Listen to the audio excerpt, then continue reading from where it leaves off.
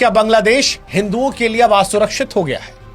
क्या बांग्लादेश भी उसी रास्ते पर आगे बढ़ गया है जिस रास्ते पर कभी पाकिस्तान था? 1947 में आजादी के समय पश्चिमी पाकिस्तान में हिंदू और सिखों की संयुक्त आबादी लगभग 20 से 23% थी, लेकिन आज उसी पाकिस्तान में यह आबादी केवल 1.5 से 2% है।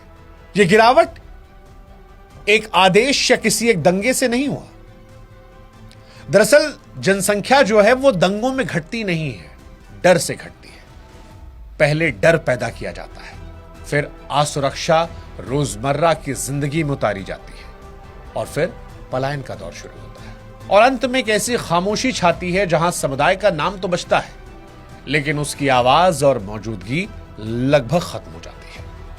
पाकिस्तान में यही हुआ, दंगे, फिर डर, फिर वो असहजता और फिर पलायन। और ऐसा पलायन कि 1947 में 20 से 23% से आज आप 1.5 से 2% बचे हैं।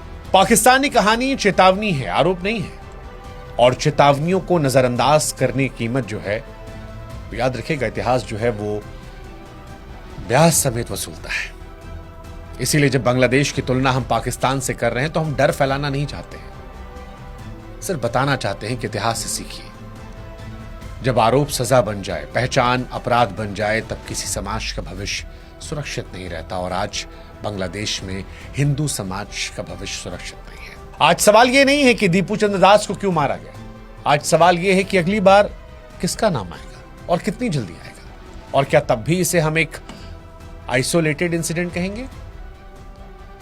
दीपू चंद्र दास की हत्या को ना तो धर्म की जीत कहा जा सकता है, ना आस्था की रक्षा। यह न्याय की हत्या है, क्योंकि जब किसी इंसान को बिना अदालत, बिना सबूत और बिना सुनवाई के मार दिया जाए तो वो किसी धर्म का सम्मान नहीं करता, वो इंसानियत को चोट पहुंचाता है। इसीलिए सवाल आज सिर्फ दीपू का नहीं है, सवाल यह है कि जो आज बचे हैं इनका क्या होगा।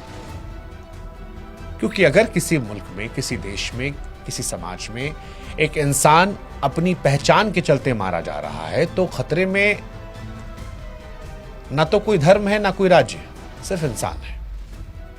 और जब इंसान खतरे में होता है तो समाज सुरक्षित नहीं होता। और आज बांग्लादेश में हिंदू समाज सुरक्षित नहीं है। इसलिए बेहतर है कि इस अनकंफर्टेबल ट्रुथ पर आंखें फेरने की जगह आंखें मिलाइए। आंख मूंद लेने से हाथ से नहीं टल जाते।